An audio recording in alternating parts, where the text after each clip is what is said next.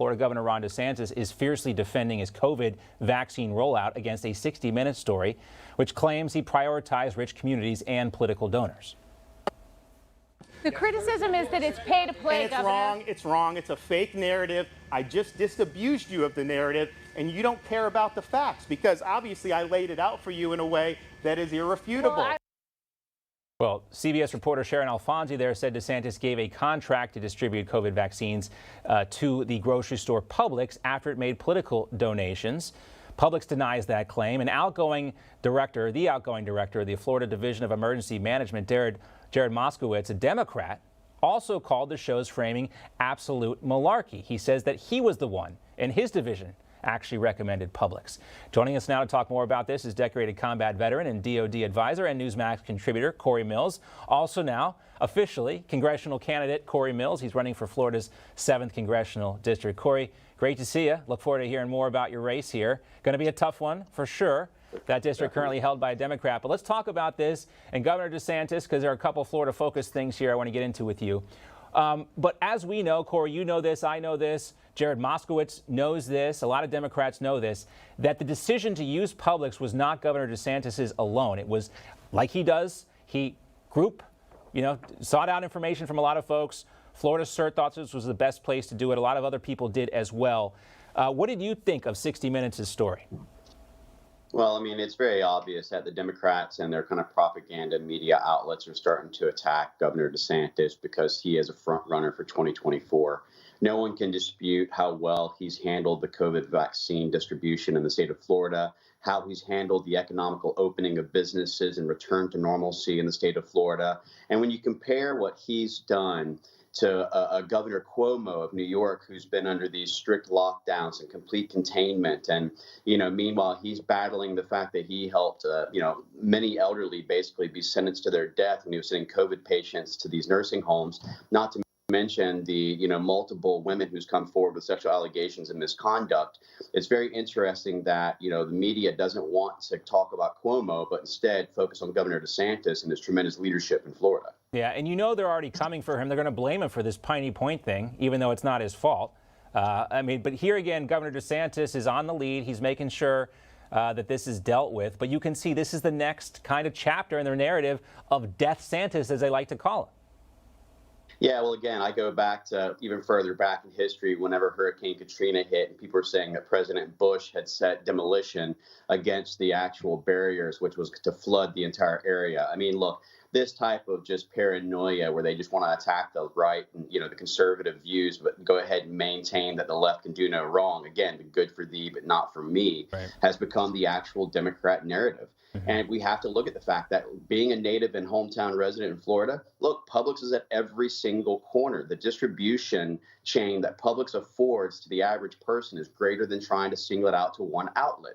And so those who aren't living in Florida, who are not a Florida resident, who don't understand how much that Publix basically thrives throughout, think about your local Starbucks that's at every corner. That's the way Publix is in Florida. So having more vaccination distribution points was a good call, and it was done by the Department of Emergency Management and the Florida Health Department, not Governor DeSantis. Right. And, it's important. We've seen this in studies, especially when it comes to vaccine reluctancy.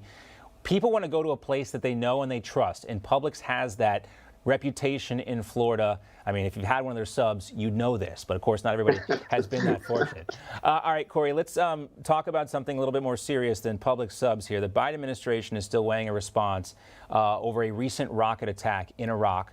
That strike, we know it comes from Iranian-backed militias there. It just landed outside a U.S. military base, which houses U.S. forces, Al-Assad Air Base. No casualties or damages reported. But again, not exactly a firm response coming from the Biden team here. Well, it's not really that surprising. Again, Joe Biden needs to realize that you can't manage foreign policy from your basement. You need to actually get out there and do what needs to be done. Adversary in high regards. The Iranians are now dictating the terms on the return of JCPOA as if they're in the strong position, saying they will not look at a reduction in sanctions. They want a complete removal of sanctions. They do so because they're bolstered by China, which Joe Biden and the rest of the Democrats have done nothing to hold China accountable. We know for a fact that there was a $40 billion deal that had been struck between China and Iran to quote unquote infrastructure, even though we know that China refines their oil and also has supplied arms to them. And again, this is about resource warfare. This is more about China than it is anything else. China is trying to pressure Iran so that Iran can partner to throw out the U.S. and allies in the Middle East, so it can be a Middle East resource warfare. And again, this is why the Abraham Accord under President Trump was so important, because it was bringing stability back. And Biden is destroying that in a matter of days.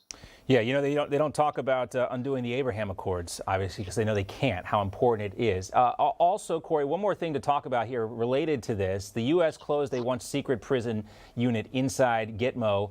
The 40 inmates are now consolidated into 2 units instead of 3. But, I ask this question all the time. Why is Gitmo still open? In 2019, former President Trump said it's crazy to spend $13 million a year on each one of these inmates. Well, again, I totally agree. Look, Gitmo's purpose was to try and go ahead and hold those accountable and those adversaries that were basically launching attacks or planning attacks against the West. We were using that as a way to try and go ahead and get further intelligence to forecast events, to prevent future attacks. But now you've got people who's been there for 15 and 20 years who no longer has relevant intelligence. They have nothing else that they can actually provide that's going to go ahead and prevent, because they've been out of it for so long. So we need to look at actually going forward with prosecution, if that's the case, and what they intend to do. But maintaining people who's been there for 15 and 20 years who no longer has an intel feed really doesn't make sense. And again, we need to get back to an American first agenda and stop shuttling money outside of the country.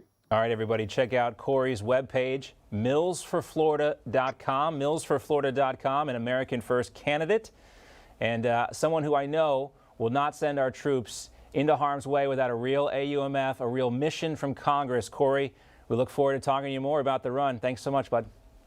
Thanks so much, John.